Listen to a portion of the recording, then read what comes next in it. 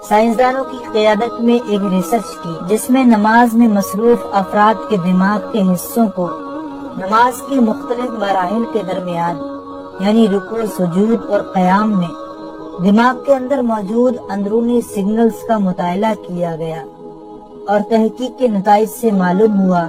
کہ نماز کے دوران بالخصوص سجدے کے ٹائم دماغ میں الفا بیب ایکٹیویٹی میں نمایاں اضافہ ہو گیا۔ دوستو، الفا بیب انسانی دماغ میں سکون، اطمینان اور خوشی کے جذبات پیدا کرتی ہیں۔ یہ روز روز کی مشکلات اور تکلیف کے شکار دماغ کو پرسکون بنانے اور انسانی صلاحیت کو نکھارنے میں بھی اہم کردار ادا کرتی ہیں، اور سجدے کے دوران دماغ کے ان حصوں میں الفا بیب کا اخراج رسول اکرم صلی اللہ علیہ وسلم کی اس حدیث کو